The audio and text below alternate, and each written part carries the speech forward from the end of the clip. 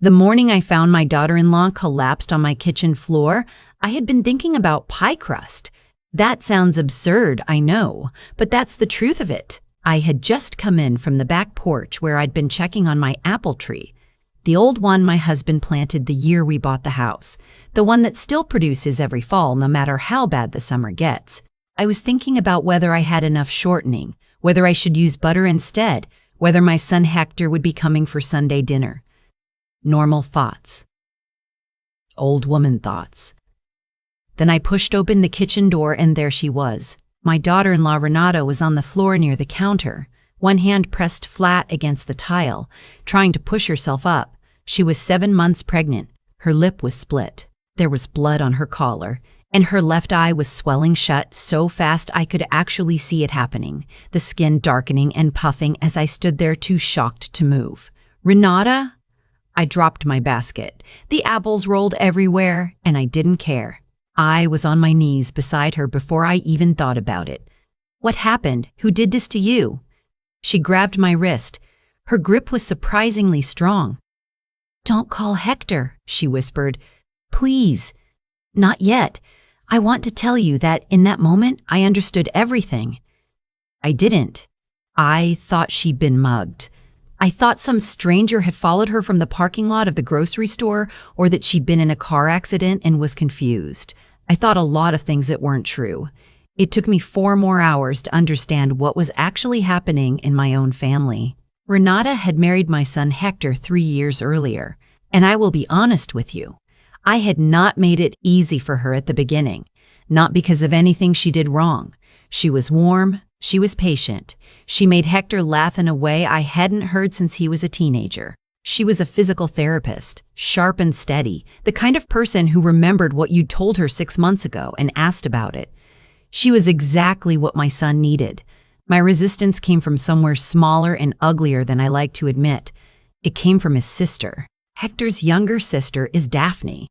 Daphne, who has always been the difficult one, the one who called me every Sunday to report on everyone else's failings, the one who never quite forgave Hector for leaving home and building a life that didn't revolve around our small family orbit. When Hector brought Renata home for the first time, Daphne took me aside in the kitchen and said, with that particular smile of hers that never reaches her eyes, "Don't you think it's strange that she has no family? No one at all? What does that say about a person?" Renata had lost her parents young. She had one elderly aunt in another state. That was it. She wasn't a mystery or a warning sign. She was just a woman who had survived loss and kept going, which, if you ask me, takes more strength than most people will ever need. But I let Daphne's words sit in the back of my mind longer than they should have. I was cooler to Renata than I should have been in those first months. I see that now. Renata never held it against me. That says everything about who she is. When I got Renata off the floor and onto the couch, I brought ice and a clean cloth, and I sat beside her and waited for her to be ready to talk. I didn't push. I've been around long enough to know that pushing a frightened person is how you make them close up. She told me slowly, in pieces, stopping and starting. It wasn't a stranger. It wasn't a mugging. She had been at Daphne's house. Renata and Hector had gone there for what she thought was going to be a birthday dinner for Daphne's husband, a man named Roy who I have never particularly liked, who has always had a way of making you feel slightly stupid for not finding him as impressive as he finds himself. Hector had gotten a call from a client partway through dinner, an emergency with a job site, and had stepped outside. He'd been gone maybe 20 minutes when it started. Daphne had been drinking, more than usual. She sat across from Renata at that dinner table and began quietly, the way someone does when they've been building to something for a long time and have finally decided tonight is the night. She said Renata wasn't right for Hector, that Hector had changed since marrying her and not for the better, that there was something missing in Renata, some foundation, some rootedness, some sense of where she came from and what she owed to people, that a woman with no family of her own couldn't possibly understand what family meant. Renata told me she stayed calm. She said she'd heard versions of this before and she knew how to sit through it. She said she had been about to excuse herself to the restroom to give both of them a moment to breathe when Daphne said the thing she will never take back. Your baby is going to grow up without any history, without any people. A child like that starts life already lacking something, and that's not Hector's fault. That's yours. Renata told me she stood up then. She said something back. She doesn't remember exactly what, something firm, something final. She turned to get her coat. Roy hit her from behind. Not Daphne. Roy. He grabbed her by the shoulder and spun her around and hit her hard enough that she fell against the counter edge on her way down. She hit her head. She lay there on Daphne's kitchen floor while Daphne stood over her and said, quietly, "This is what happens when you don't know your place." Then they left her there. Walked out of their own kitchen. She could hear the television go on in the other room. She crawled to her purse. She called a taxi with shaking hands. She came to me because she didn't know where else to go, and because she was afraid of what Hector would do if he knew before she'd figured out what she wanted to do about it. By the time she finished telling me, I wasn't thinking about pie crust anymore. I called my doctor first, not an ambulance. I didn't want to make decisions she hadn't agreed to yet. My doctor has been my doctor for 19 years, and she agreed to meet us at her office within the hour. Off the record, just an examination, just to make sure the baby was all right. The baby was all right. Renata had bruised ribs, a mild concussion, and a cut above her eyebrow that needed 3 stitches. The swelling in her eye would take 10 days to fully go down. Her doctor documented everything, every bruise, every measurement. She did it without being asked, and she handed Renata a sealed envelope at the end and said, "Keep this somewhere safe. You'll know when you need it." I sat in that office and I thought about my son. Hector is a good man. I raised him to be a good man and he became one, which is not guaranteed. I know mothers who worked just as hard and got different results. He loves Renata. There is no performance in the way he looks at her, no habit or convenience. He genuinely loves her. But he also loves his sister, and Daphne has spent 30 years learning exactly which strings to pull to make Hector feel responsible for her unhappiness. I was afraid that if I let Renata tell him without preparation, without a plan, he would go to Daphne's house and do something that couldn't be undone, or worse, that Daphne would somehow get to him first. I knew my daughter well enough to know she wouldn't wait forever to start working on her version of events.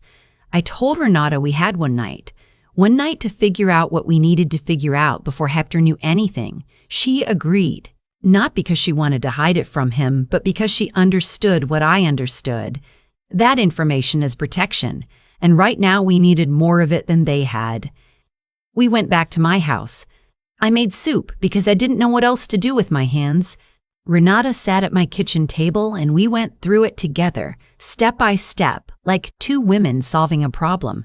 Which I suppose is exactly what we were. I had one question that mattered above all the others. Had Daphne done anything like this before? Renata was quiet for a long time. Then she told me about the phone calls, the ones that came when Hector was traveling for work, calls from Daphne, ostensibly friendly, that always drifted toward the same territory. That Renata was too independent, that she didn't lean on Hector the right way, that she didn't understand the way their family worked, that she was making Hector into someone their mother, meaning me, wouldn't recognize. She had told Hector about one of those calls, just one. He'd spoken to Daphne about it. Daphne had cried and said Renata had misunderstood her, that she'd only been trying to connect, that she was hurt and confused by the accusation.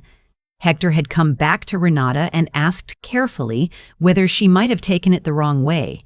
Renata had let it go. She had let it go 5 more times after that. I sat with that information, and I felt something I don't have a clean word for. It wasn't just anger, though there was plenty of that. It was recognition. I knew this pattern. I had watched Daphne do smaller versions of it her whole life, with cousins, with friends, with anyone who got close enough to Hector to seem like competition for his attention. I had told myself she would grow out of it, that it was the insecurity of a younger sibling. That marriage would soften it. It had not softened. It had calcified. I called my friend Bet that night. Bet is 73 years old and she spent 26 years as a family court advocate before she retired. She is the person I call when I need to understand what the law can actually do, as opposed to what people assume it can do. I've known her since our children were in the same kindergarten class. I told her what happened. All of it, straight through. She was quiet for a moment. Then she said, "The documentation from the doctor is the most important thing you have right now. Second most important is that Renata does not go back to that house or have any contact with either of them before she speaks to an attorney. Does she have somewhere safe to stay?" "She could stay with me," I said. "Good. Don't let Hector go over there tonight. Tell him what happened in a room where he cannot immediately get in a car." I said I understood. "And Sylvie," she said. "That's me, Sylvie. This was not a domestic dispute. What Roy did is criminal assault. What Daphne said afterward is going to matter. Get it written down tonight. Everything Renata remembers, in her own words, with a timestamp." I hung up and sat Renata down at the table with a legal pad and a pen, and I asked her to write. She wrote for an hour. She is precise and she is methodical, and her statement filled 7 pages. I made copies. I put them in 3 different places. I called Hector at 11 o'clock. He answered on the first ring. He'd been trying to reach Renata for hours, he said. He was worried. He was already heading to the car. I told him to sit down. I had thought about how to say it the whole evening. There is no good way. In the end, I just told him the truth. Plainly, the way you tell someone something, they're going to need their whole self to hear. I told him what Roy had done. I told him what Daphne had said. I told him Renata and the baby were safe, that she was with me, that she needed him to come calmly and not stop anywhere on the way. The line was quiet for a long moment. Then he said, "Is she still awake?" I said, "Yes." "I'm coming," he said. He drove 40 minutes in the dark, and he walked to my door, and he went straight to the couch where Renata was sitting, and he held her for a long time without saying anything. I stayed in the kitchen. Some moments you don't witness. You just make sure the room stays warm. Later, much later, after she was asleep in my spare room, Hector came and sat across from me at the kitchen table, and I watched him process everything again, now with the full weight of what it meant. He said, "I should have believed her the first time she told me about those calls." I said, "Yes, you should have." He needed to hear that. Sometimes the kindest thing is not to soften it. "What do I do now?" he said. I told him what Bet had told me. I told him about the documentation, the attorney, the necessity of keeping distance until the legal question was resolved. I told him that his job right now was not to confront Daphne. His job was to sit beside his wife and let her know that whatever came next, she wasn't facing it in the same direction she'd been facing it before. He understood. He was shaking, but he understood. I want to be honest about the next part, because it wasn't clean or simple. Daphne called me the following morning. I had expected this. Daphne always moved fast when she felt something slipping away from her. She called before 8 o'clock, and her voice was a strange combination of tearful and controlled. The specific register she's used since childhood, when she knows she's done something wrong but wants to establish her own injury first. She said Renata had provoked an argument, that it had gotten heated, that Roy had overreacted, and she was sorry about that, truly, but Renata needed to understand how much stress they'd been under. She said Renata had said things that were very hurtful. She said the whole dinner had been a disaster from the start because Renata always made her feel judged. I let her finish. Then I said, "Daphne, I need you to stop talking." She stopped. "Renata is at my house. She has a concussion, 3 stitches, and bruised ribs. She is 7 months pregnant. Roy did that. You watched him do it, and you told her it was what she deserved. I was there when she told me. I have it in writing." Ugh. Silence. "An attorney is involved," I said. "I am not calling you to argue about what happened. I am calling you to tell you that I know what happened, and that the next call you receive will not be from me." She tried to say something. Her voice had changed. I hung up. I sat at my kitchen table for a while after that. My hands were steady. I noticed that. I thought it was strange that my hands were steady because my chest felt like something had been cracked open and was slowly learning to breathe differently. I had loved Daphne. I had loved her imperfectly and sometimes badly, and I had let her be unkind for too long because it was easier than confronting what she was becoming. But the love was real. You cannot stop loving your child, even when what they do is unforgivable. What you can stop doing is protecting them from it. Roy was arrested 11 days later. The charge was felony assault. The district attorney took the case seriously. The medical documentation helped, and there was a security camera at the end of Daphne's street that had caught Renata leaving the house, which provided a timestamp that contradicted what Roy had told the first officer on the scene. Daphne was not charged. What she had said was monstrous. But words, even those words, are not a crime. But she lost something anyway? You always do. Hector had a conversation with her that I was not present for. He has not told me everything that was said. I haven't asked. What I know is that his relationship with her is different now, perhaps permanently, and that he has made his peace with that in the way that adults sometimes have to. Not comfortably, not completely, but honestly. Renata's daughter was born in February, on a Tuesday morning during a light snow. They named her June, which is a name that belongs to summer, but somehow suited her from the first moment. She has Renata's eyes and Hector's stubbornness, and she sleeps the way all babies sleep, like the world has not yet taught her there is anything to stay awake for. I was in the waiting room when she was born. Hector came out to find me, and he looked exactly the way his father had looked the morning Hector himself was born. That particular dazed, broken open expression that men get when something has happened that is bigger than any category they prepared for. He hugged me in the hallway. He's not generally a hugger. Neither am I. She's asking for you, he said. I walked into that room and Renata was holding June against her chest, still exhausted, stitches from the delivery fresh, and she looked up at me with the most clear-eyed expression I have ever seen on a new mother. Not the teary joy you see in movies. Just certainty, like she'd arrived at something she'd been walking toward for a long time. Come meet her, she said. I sat on the edge of the bed and I looked at this new, small person who had decided to show up in February in the middle of all of it, as though she'd consulted no one and needed no one's permission, which I thought was already a good sign. Renata said, I want you to know that when I didn't have anyone, you were the one I came to. I didn't say anything for a moment. I was thinking about how I had once let Daphne's whispers make me colder to this woman than she deserved. How it had taken a kitchen floor and a split lip and a 7-month belly for me to become what I should have been from the beginning. I'm sorry it took me so long to be worth coming to, I said. She shook her head. You were there when it counted. That's what matters. I don't know if that's entirely true. But I know she meant it, and I know that for the rest of my life, I will be the grandmother who shows up, who sits with the legal pads, who makes the soup, who says the hard, true thing to my son when he needs to hear it. I know who I am now in this family. It took longer than it should have, but I know. There is one more thing I want to say.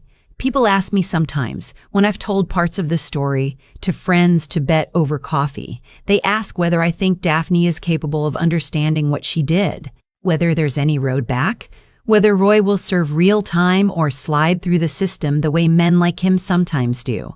I don't have clean answers to any of that. Roy took a plea deal and received 18 months probation and mandatory counseling, which is not nothing but is also not everything. Whether Daphne understands, I genuinely don't know. Understanding and accountability don't always arrive together. What I do know is this. June is 4 months old now. She makes a sound when she's happy that I can only describe as a small, sustained hum, like she's approving of something. She does it when she sees the mobile above her crib. She does it when Renata sings to her. She does it sometimes when I hold her and walk her around my kitchen, past the window with the apple tree, the old one my husband planted. That tree is still producing, still coming back every fall. There are worse things to be than something that keeps going. I've been thinking a lot lately about what we pass down without meaning to, not the good things. Those we try to pass down deliberately.